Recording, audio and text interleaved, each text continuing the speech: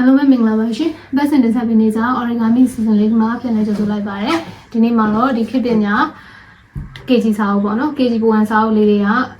origami လေးတွေဆက်ပြီးတော့ခောက်ပြပြီးမှဖြစ်ပါတယ်။ဒီနေ့ခောက်ပြပြီးမှကတော့စက္ကူရုံလေးဖြစ်ပါတယ်။စက္ကူရုံလေးခောက်ဖို့အတွက်လေးတောင်ဆက်စက္ကူတရွက်လိုပါမယ်။ဓမ္မဆုံးအဲ့လေးတောင်ဆက်စက္ကူတရွက်ကိုအရင်ဆုံးတောင်းဖြတ်အတိုင်းအရာလေးပေးပါမယ်။တောင်းဖြတ်အတိုင်းအရာလေးပေးပြီးသွားပြီဆိုရင်ဒီအလဲကနေပြီးတော့ထပ်ပြီးတော့ချိုးချပါမယ်အရာလေးထပ်ပြင်မယ်ပေါ့နော်ဒီလိုလေးအဲ့လိုချိုးချပါမယ်ဆိုရင်ပြန်ထမ်းလိုက်ပါမယ်ပြန်လိုက်တန်းလေးရပါမယ်ဒီတော့အောက်ကနေပြီးတော့အပြားလေးတစ်ပြားနေရွက်လေးဖြစ်အောင်လုံးမမလို့ပြားလေးတစ်ပြားခောက်လိုက်ပါမယ်အဲဆိုရင်တော့တင်မောပုံစံလေးဖြစ်သွားတယ်ပေါ့နော်အဲ့အပြားလေးတစ်ပြားအောင်မှာဒီ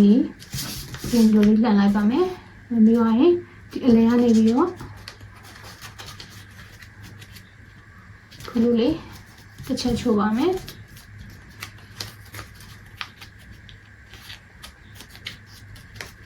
ဒီဘက်ကနေလည်းတစ်ချက်ချိုးပါမယ်ဒီလိုလေးရတော့ပြီပေါ့နော်ပြီးသွားရင်တစ်ဖက်ကိုလမ်းပါမယ်တစ်ဖက်ကိုလမ်းပြီးသွားပြီဆိုရင်ဒီဟာလေးကိုလိုလေးပေါ့နော်အညီလေးချိုးချပါမယ်ချိုးချပြီးသွားလို့ရှိရင်ဒီအပြားလေးပေါ့နော်အဲ့အပြားလေးကိုတော့အတွင်းကိုခောက်ထည့်ရမှာပါခုနအရာလေးပြင်ပြီးသားဖြစ်တဲ့အတွက်ကြောင့်ခုနအရာလေးတိုင်းအတွင်းကိုလှန်ပြီးတော့ခောက်ထည့်လိုက်လို့ရပါတယ်ပြီးတော့ရင်တော့ဒီအောက်ဘက်ကိုလည်းအနောက်ကိုချိုးချပါမယ်လှန်ပြီးတော့ချိုးလိုက်လည်းရတယ်ပေါ့နော်ဒီလိုလေး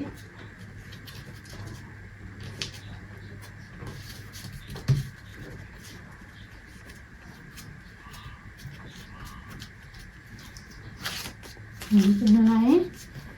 ဒါလည်းနောက်လေးပေါ်သွားပြီပေါ့နော်အဲဆိုရင်အားလုံးလည်းဆိုတော့မျက်လုံးလေးတက်ပါမယ်နောက်လေးမှာမျက်လုံးလေးတစ်လုံးဆွဲပါမယ်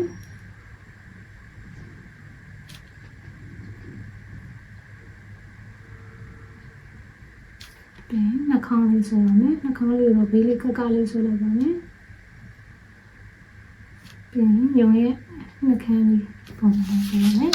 ဒါလေးဆိုရင်တော့စကူရုံလေးရောက်ပါပြီဖြစ်ပါတယ်။အားလုံးကျေးဇူးတင်ပါတယ်ရှင်။